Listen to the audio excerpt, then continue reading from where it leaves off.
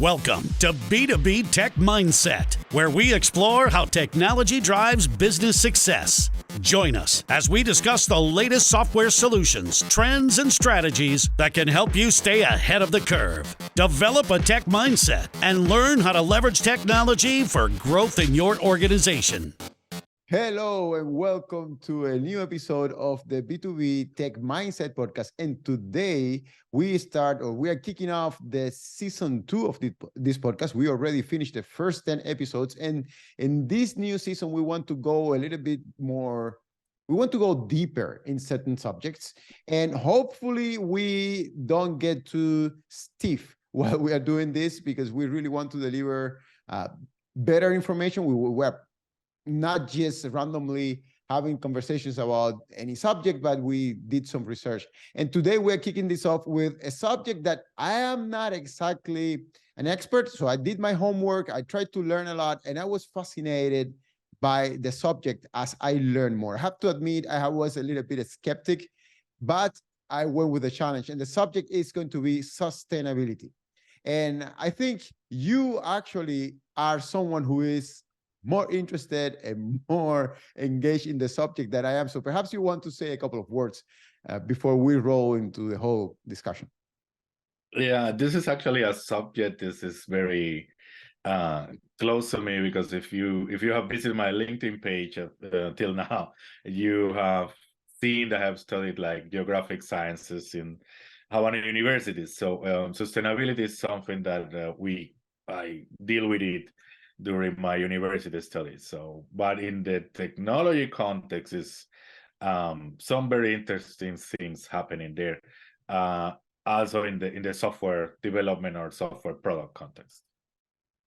Yeah, it's true. And you know, the interesting thing about sustainability is when I was reviewing the information, or when I was learning about the subject, obviously it's an important topic in many organizations that is being discussed often.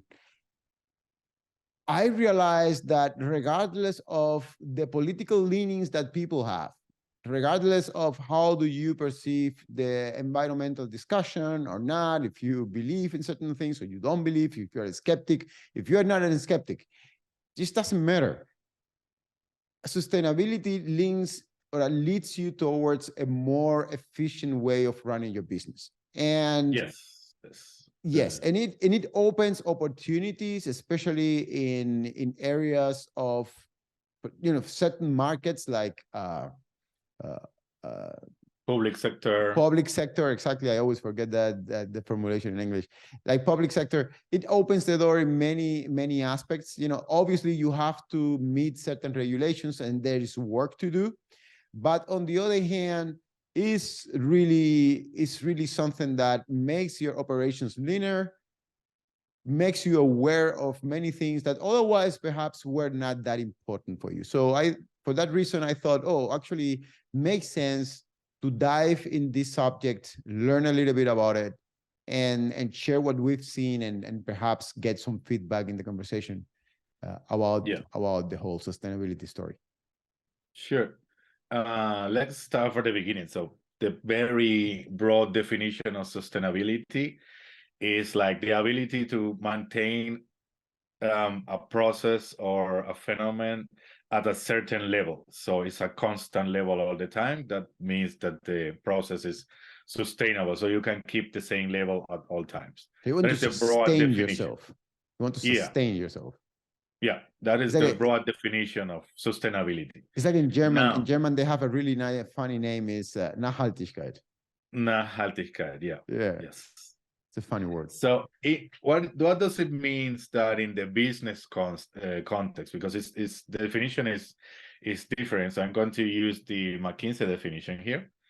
By the way, we're going to use a couple of definitions and a couple of reports and information. We're going to drop all that in the show notes for later reference for you if you want to dig deeper into what we are talking here. So I'm going to use the McKinsey definition, and that means sustainability in a business context is a company that manages its environmental, social, and economic impact. So what does it mean manage? So first you have to measure, you have to know what is your impact in the environment, socially, and also economically. So the impact that your company do, that your products do, into these three aspects, like environmental, social, and economic. Actually, McKinsey have a whole methodology to measure that, and that is called ESG, the ESG framework. We're gonna talk about that a little bit later.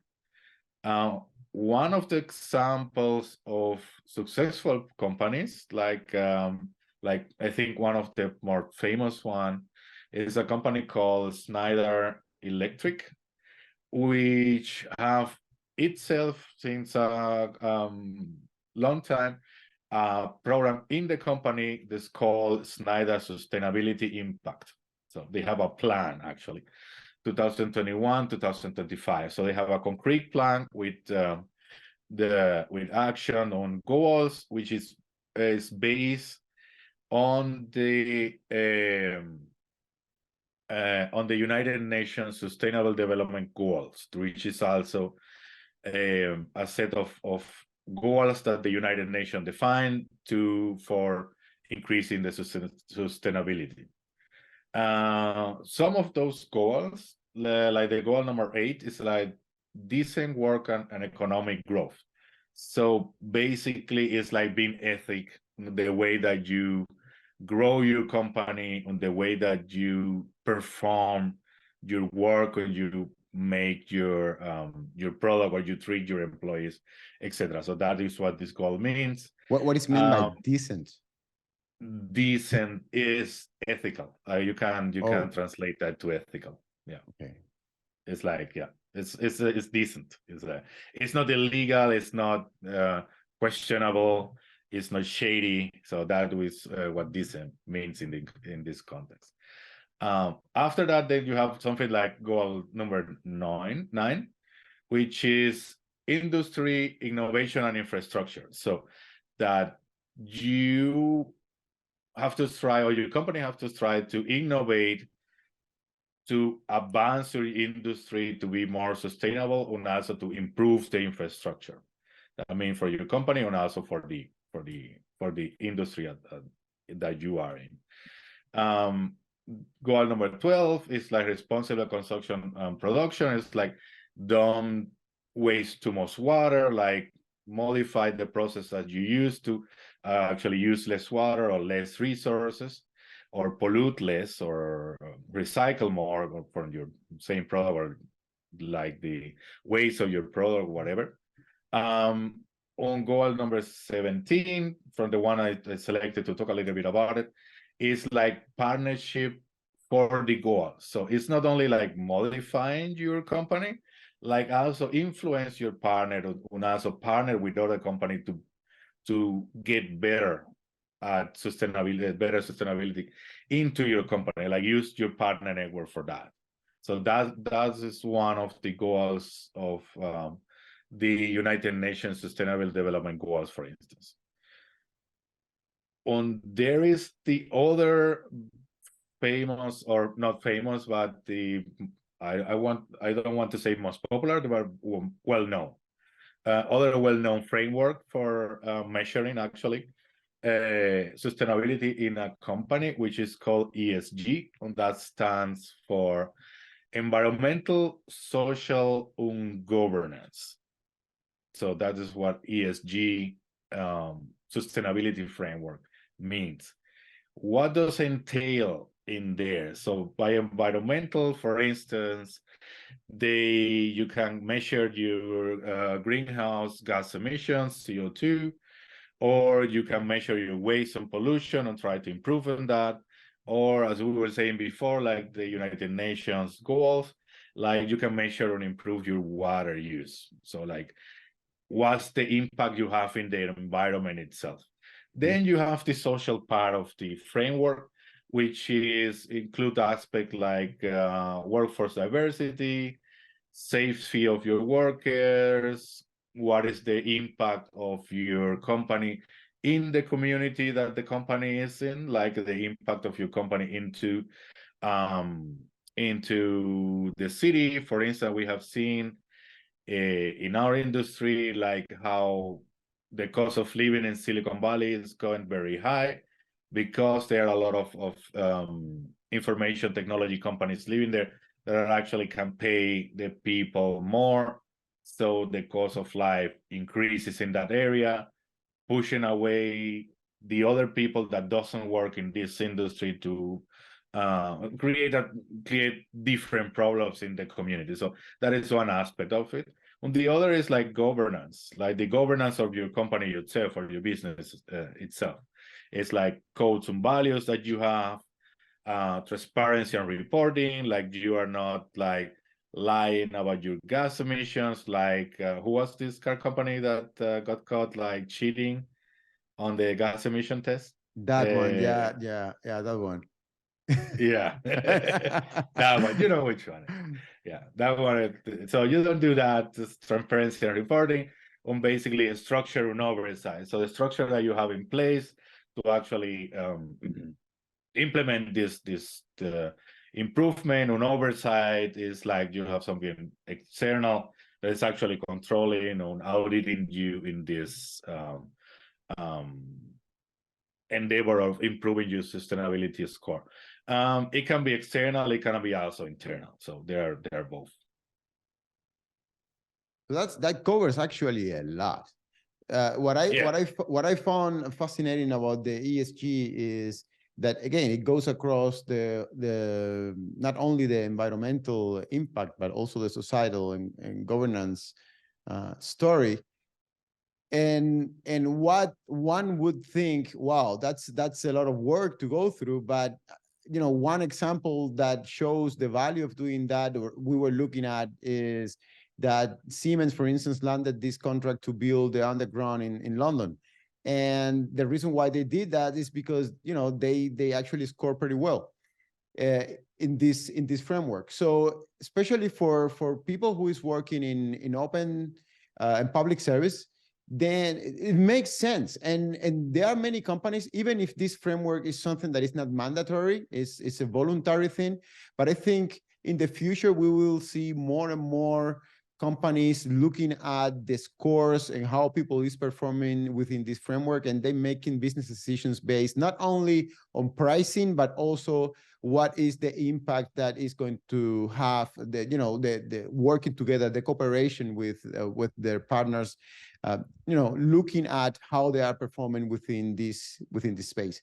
And this is something that is interesting for me. One of the, going back to the idea that when I was doing some research that I found interesting, is that it's not only about, well, number one, it's about efficiency, but the other part is also about the image that you are putting out there in the market. So again, regardless of how you think, regardless of the lens that you use to see the world, I think in general, the market consumers are going to have a much better perception of companies that have a pretty good score in this realm. So either if you are aligning by the UN goals, or you are following a framework like ESG or something similar, probably in different regions of the world, there are different regulation frameworks.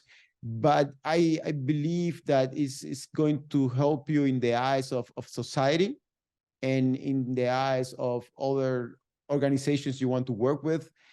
It's going to be much more easier. So, it's these two things that probably make sense for organizations and for leaders to look after and make decisions based on that. Yeah, definitely. One of the examples, like Siemens is a very good example of having a good score on being able to actually win some deals because of that. But I foresee in the future, I mean, if we don't correct path on change, like the environment problems that we have right now, in the future, it can be that certain governments in certain areas, certain countries, decide to tax higher the products with low sustainability standards than others. So if you have a high sustainability standard, you get one tax bracket, and if you come from If you are building a product which doesn't have that sustainability standard, you get another tax for that. So I see that coming. And also the perception in the people, we have seen it, you've seen it like here in Germany, it's very common. If you go to a supermarket, you have like basically, not basically, but you have also the category of product who are like bio products, like ecological products, like the meat is produced in a certain way that the animals are not dropped all together in one small space, etc. So basically, the consumer is also getting educated in which company is more sustainable, which company treat their workers well, which company doesn't. And actually, people make buying decision on that. So what you were saying about the image is not only the overall image of the company, it's like the purchasing decision of the consumer are also based on that. Yeah, that's true. That's true. Especially here in Europe, you see it more and more that purchases decisions, especially in the segments in segments of the population that have are more have more access to resources. They tend to also make decisions based on the impact that it's going to have. People go to supermarkets and they buy super expensive chocolate bars if they have a bio seal on top of it. Yeah, that it's fair trade, that sort of thing, and people is willing to pay an extra back for that. So I think it makes sense for companies to align and actually be transparent how they produce the things and to control the impact that it's going to have. And talking about impact, you were also looking at how to measure the real impact. So how can people actually measure and see, how I can manage the best way possible, this carbon footprint story? Yes, for the quantifiable elements for the ESG framework, like the part of the environmental impact is one common way to measure that is like the emissions that you produce when building a product, like the greenhouse, the CO2 gases that you release in the atmosphere so actually provoke like climate change. And for that, we have ISO standards. So for you out there that like all the standards that the International Standard Office, the secret is called International Standard Office, puts out, there are 3 main standards for that that I'm aware. There is the 14040, 14044, and 14067. So on those, you can use to actually measure your emission in your product, in your process, etc., etc. So you can actually be measured by that ISO standards, and this is something that anybody can follow. So it's a standard framework that you can use to measure your in that quantifiable part of the environmental impact. So the other 2 parts, like the social part on the governance part, for the social part is like a lot of companies, you see a lot of companies having programs to help the communities where they are. Like, for instance, there are companies that give like scholarships to students, or they bring students to work in the company for some time and they pay the students well, or they build like infrastructure in that community, like kindergartens or schools or sports centers, or they sponsor the local sport team, or they sponsor some festivities in the town. They also contribute, depending on the type of government you have, they also contribute to your local economy by taxes.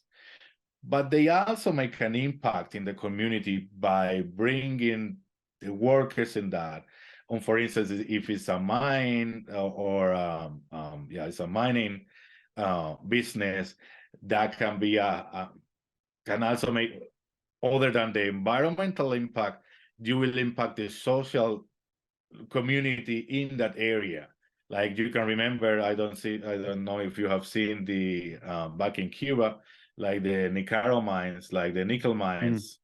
There's a total wasteland right now, so you can, well, it's called the lunar landscape, so a moon landscape, because there's no plants there.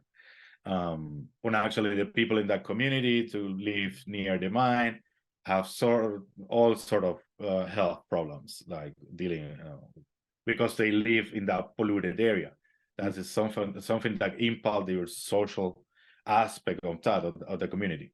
On the other aspects of the governance, like the governance, if you want to, so how diverse is your management layer, or how diverse is your workforce, that you don't discriminate against, like you don't hire certain ethnias or certain people from central countries or whatever. So I think about diversity and inclusion, you can talk a little bit more in deep than me.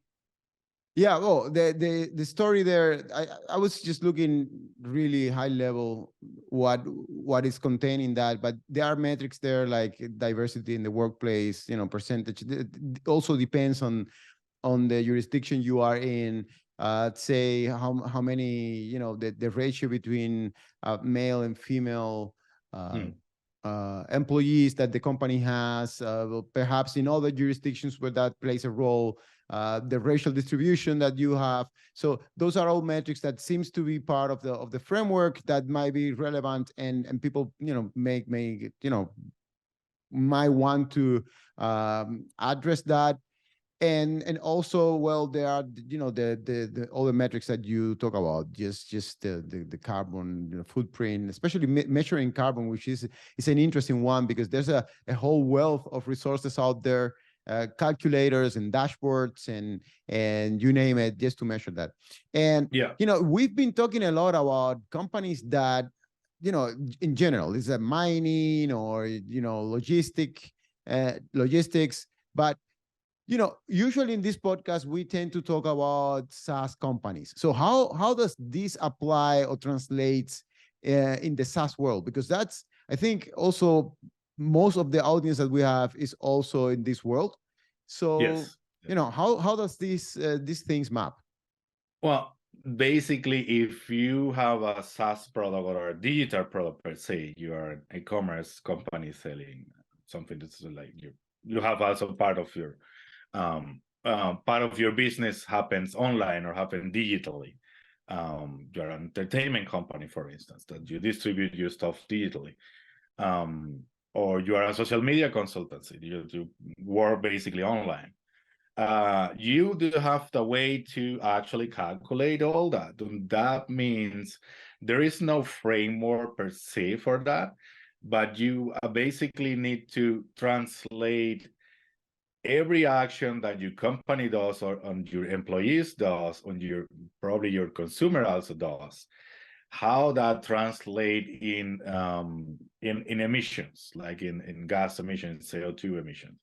So you can calculate that, like, for instance, like the energy used to power your servers in the data center. When you were talking about calculators, so if you're using a cloud provider, usually they have already a calculator that you can say, okay, if I buy 10 instances from this instance type, that is a carbon footprint for this amount of CO2 emissions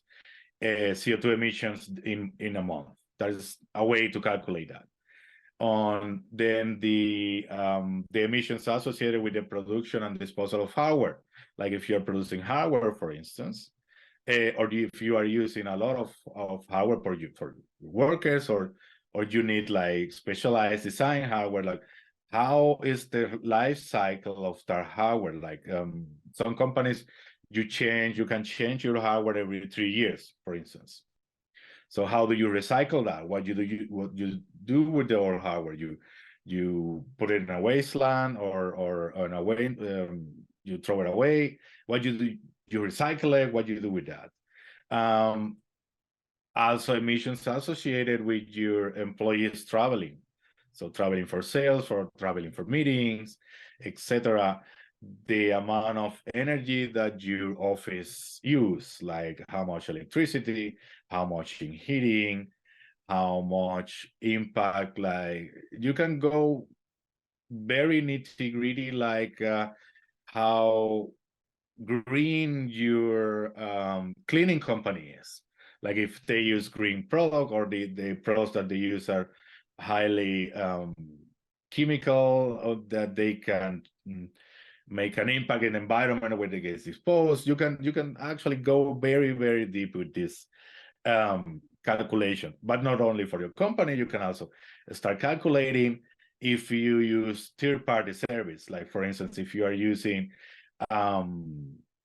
services for one company or products for one company for your company, like it may be a good idea to actually see if there are other companies with a similar deal which are actually a little bit more green, and then switch to that. So basically you can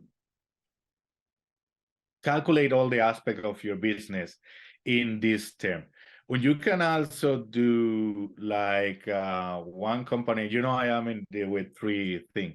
So it's this company that does beer, like this beer brewing. Yep. So the way they decrease the carbon footprint is like, for any amount of beer that they sell, they buy a piece of forest through another NGO. So through another company, what they do, you can buy like square meters of forest, and after you buy it, they stay there, they keep producing oxygen and cleaning the atmosphere. So that is a way that you can actually do on it. It's not a new way. A lot of companies are doing that. You can see if the like products that say, if you buy this product, we plant a tree, for instance. This is one aspect, like try to offset your carbon footprint that way. You were talking about the calculators, like I was talking about that because again, I'm usually I tend to go towards the money part of things. So yeah. And the interesting thing that I found here is all this concept of, well, first of all, if you are a SaaS provider, so if you are completely in the technology landscape, you are not producing hardware, still, as you mentioned before, I think it makes sense to keep track of the devices that people have. If you are buying brands that that they produce clean devices that can be for the most part can be recycled, where you are actually doing something good, and that could be also part of the whole scoring that you have. Again, travel, as you also mentioned, I'm just repeating what you just said, but travel, I think, is a super important thing, especially if you are moving internationally, if you are flying, or if you are doing it nationally. At least here in Europe, you have a really strong railroad network. If you can leverage that instead of flying, probably you're making something good for the environment, and it's going to be reflected in your score. But that's not the only part. Probably the most important part in the whole operation is, well, as most companies who are today in technology, they are going to be using some sort of hyperscaler to run their business. Yeah. And these hyperscalers, they are deploying resources on your behalf as an organization. And there is a consumption, a carbon footprint associated with these deployments that you are doing, especially because in the clouds, you have this elastic capacity, so you can decide how much you want to, how much capacity you want to provision, depending on the needs your business have. So you have the ability to actually indirectly measure what is the impact that this is creating on the environment. And many of these hyperscalers, they provide you with information, an estimate of what is the carbon footprint that your operation is having on the environment. And I think it's important for people to go to these resources, because in many of the control planes that these companies offer, there is not a direct connection with the environmental impact. So you have to actually go specifically and search for that. And we are going to add some of these links in the descriptions, because I think it's important. And they are not only, it's not only the hyperscalers that offer that information, you also have that for third parties. We have like Carbon Trust. It's one of these companies that offer dashboards that calculate what is the impact that you're having. And one thing that I found fascinating, that is intimately related to this, is the concept of FinOps. And I will quote here: FinOps brings financial accountability to the variable spend model of the cloud. And what that means in plain English, basically, is that you add the financial component to your cloud operations. So until now, you are playing, probably if you are working with some kind of database as a service, you have some sort of the database unit, some abstract thing that you are paying for. But to make your operation efficient, you want to be able to know how much are you spending. So that's part of the whole sustainability playing, because usually the spending that you have is connected to your carbon footprint. So the bigger the instances you are deploying, the more energy you're going to consume. Therefore, the bigger the impact you're having on the environment. So having an eye on how much are you consuming in these cloud models, I think is critical to control as a SaaS or as a company that is working in technology, to control what is the impact that you're having on the environment. So I recommend everyone, because to me, it was kind of like a shock to learn that the FinOps story is not something that is widely known in the software business. I really would recommend anyone who has a leadership role to actually go and take a look at this and try to dive deep in best practices, how to tag correctly your resources, how to manage those resources, how to, even in an intelligent way, control well you are spending, and how you can be more efficient. Again, if you are in the cloud, it's because you have this ability to plan and deploy in terms of how much are you going to spend and not to overspend. So I don't think anyone wants to have servers running on the weekends when everyone knows that the load probably is going to be low, and you are going to have, you're going to just wasting resources there. Yeah, and that is a very important aspect, because it happened to me, like personally, when I have some instance running in one of the hyperscaler for one for any personal project, I just forget after a week, oh, this is still running, right? Yeah. So if it happens to me, imagine what happened in a company level. Yeah, and I think one important aspect of this is that, especially companies who have gone through a cloud migration, they tend to plan in terms of CapEx. So they have this capital expenditure, they buy a data center, they pay for the co-location, the rent they have to pay there, they have the clean, the air conditioner, to keep the room at a certain temperature. You have all the machines running, you have all your switches running, and you buy that for the next 5 years, regardless of what is the usage pattern of the technology you have. And therefore, the consequence of this is that IT and engineering usually is detached of the cost question. Finance. Yeah. So you're not thinking, because you're thinking, well, you know what, this thing was bought for the next 5 years, and regardless of what I do, I just have to make sure that whatever I do fits in what we bought. That's the decision. Now you are moving to the cloud. Suddenly, what before was CapEx, so it was the capital expenditure, now is OpEx. So now it's operative costs that you have, and the dynamics is completely different. So now IT is causing a direct impact on the consumption, on the margins of the company.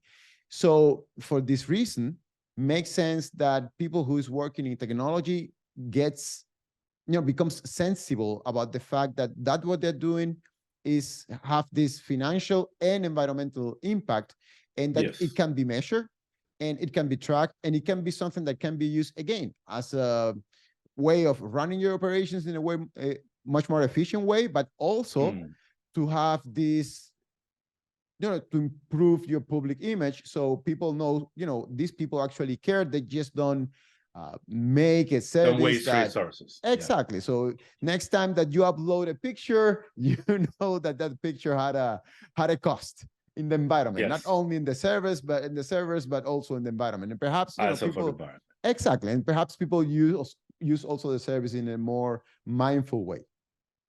Yeah, probably. Like to paint an example, if you upload a picture, that picture goes from your device that you need electricity, like your device already made an impact in the world by being produced by itself. So there was a lot of resources to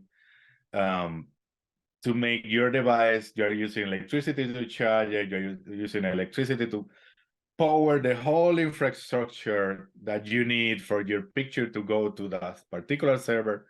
When you need also electricity, again, the server also being produced, have their impact in the environment. The energy produced for that, the energy that the server is consuming is also having an impact in the environment. So all the action that you have, even digitally, where you don't see the impact really well, have an impact in the environment, because the truth of the day is we are in this capsule in a space like the Earth, where nothing escapes from it. So every action that we do in this planet will have an impact in the environment, no matter what the action is.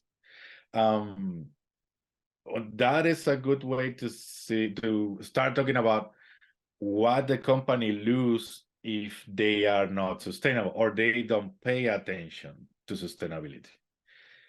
For starting in that topic, I have to say that is different depending on your jurisdiction. Like in the country you are, in the zone you are,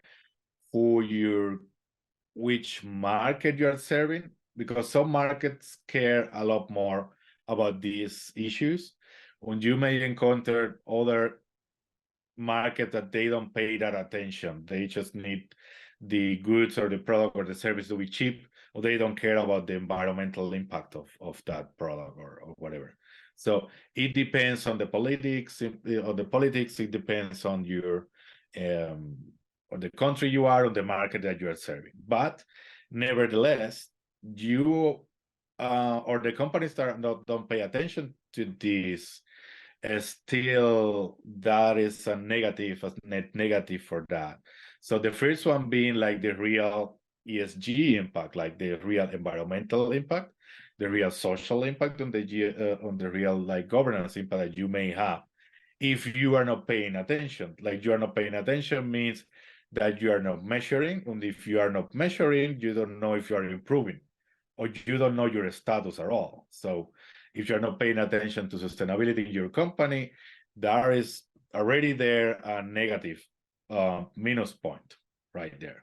On the other is like more and more that will affect your image for the consumer, also for investors, for partnerships, for brand deals, for everything. So the more green that you are, the more beneficial that will be. It is actually the more beneficial it is right now, and that will be in the future. One example of how not paying attention or not treating sustainability the way with the seriousness that it needs to be treated is this company called Kawaii Coffee. We claim that their coffee pots, they produce like coffee pots, like one-time use coffee pots, were 100% compostable. That means that if you throw it away, it will eventually disappear in the environment, which without not much impact. So the truth is they were 100% compostable, but not in the way that people are used to. Like people compost things like the rest of your vegetables or something like that. You put it in a corner in your garden, and they compost, like they become earth again. On these pots that they were producing were compostable in special facilities for that. Like in those facilities, you have to have a slightly high temperature, on a slightly other conditions to actually the process to work. If you were disposing this with your normal compostable garbage, it won't work. So they were kind of lying about that. And that is a very bad impact that they have, like when people figure out, hey, this is not compostable, what are you talking about in all the marketing campaigns and all the communication. So that is one bad example. Yeah, go ahead. Yeah, that's an interesting one, because it's what you were saying before. It depends on the place where you are placed. I think the sustainability story depends on it's directly connected to the Maslow pyramid of needs. You know, if people who are at the survival level, at the base of the pyramid, they probably won't care too much about the sustainability story. Actually, they might be the ones, who are impacted the most. But in terms of making a decision based on, is this a product that is good for the environment or not? Is this a company who treats their employees good or not? It's not something that is going to be that relevant at that stage, because people, again, they need to survive. So their focus is, it's a little bit like when we were in Cuba, we were not really looking at how sustainable, not really. But now, the higher you go in the pyramid, the more affluent people is, the more they pay attention to that. And the interesting thing for companies is that in certain businesses, these are the segments that are, a big chunk of their market, because they want to sell there. So it makes sense to have a good image in these, for these parts of the population that actually are sensitive to this question of sustainability, because they tend to be also those who are the more affluent parts of society, of part of the world population. So it makes sense, in terms of marketing, in terms of having access to markets that are affluent enough to actually keep things straight. Yeah. Back to your example in Cuba, that's actually a very good example. It's not that the people don't care, but you maybe don't have another option. Like, if you remember, if you want to move in Havana from A to B, you have to take a taxi. Most of the taxis are these old-timers car that everybody loves. They're still running in Havana, and they have a 50s motor there, like consuming a lot of gasoline, or putting that in the environment, or the Soviet engine, smoke in the environment.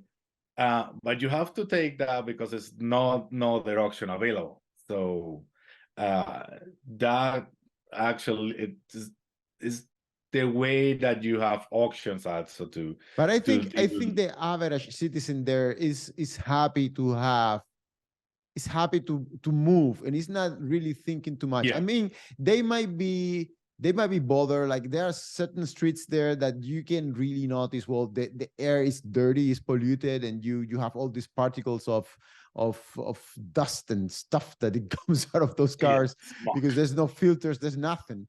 And but still, people is thankful they can go from A to B, because they're in this survival mode. And I think in many countries where people is, again, you don't have to be at the bottom of the pyramid, but if you are not exactly also on the top of it, then you might be more lenient in terms of what services or products you're going to choose. Sometimes it's because you don't know, but sometimes you even notice that is people don't tend to dispose things in a really environmental conscious way, so they just throw things around. And whereas in other regions, people are more conscious. Obviously, what you also observe here in this latitude sometimes is that people keep the environment here clean, but they export garbage to somewhere else. So that's something also that happens often, and I think that's also correlated with how high you are in the pyramid of needs. But again, at least they have a narrative. There is a narrative about, I want to consume things that produce little waste, or at least can be recycled. That's very important for many people. It's like, well, I'm buying this, and this is made of aluminum, and I know I can't recycle this. Or I'm buying this, and this is a paper bag instead of a plastic bag, because, well, I know I can't recycle this. And it's very interesting that people do not have this sensitive, or at least this level of sensitivity is not yet there for digital products, at least not strongly. Because if people would really think about the impact that has every time that you upload an image to your favorite social media website and you apply a filter, I mean, there is some machine learning running there or some image processing running there, and that's costs electricity. That, that machine is gonna be hot after running that thing. And I don't see a lot of, I don't really see a lot of awareness that that's the case.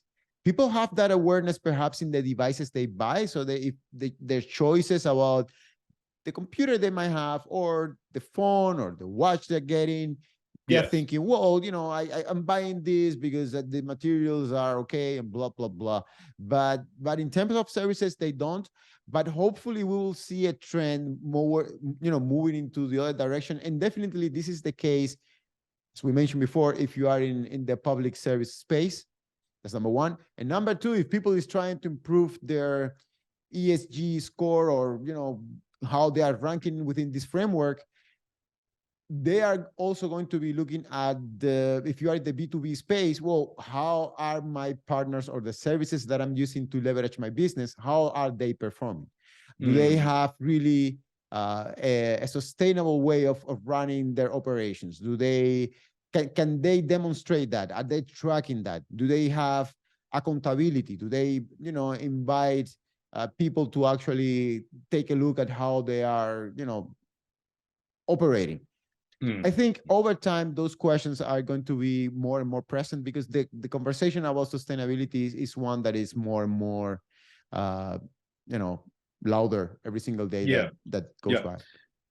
I mean, the sustainability thing came with the environmental movement in the 70s and 80s. Before that, nobody was talking about that. So because nobody cared, nobody knew. But now we have the climate change issues, so we have to act on that. So basically, this is a problem from our times. So I think we can go also to what can you do right now if you are interested in improving your sustainability scores in your company and you have nothing in place. So if you have nothing in place, there are a couple of takeaways that we like to give you for improving that. So like the first one is like start measuring your impact in these three using one of these frameworks, like start measuring your impact of your service, the impact of your worker, the impact of your office location, the impact of the product, of the production of the product, the impact of the supply chain distribution. So the first step for me is start measuring the impact that you have in all aspects of your business. And then after you have those measured and you know the status and you know the trends, like if you start measuring it over time, you will know the trend if you are improving or getting worse. And after you have that information, then start communicating, like publicly communicating what your company is doing to improve those measurements, depending on the framework that you are using.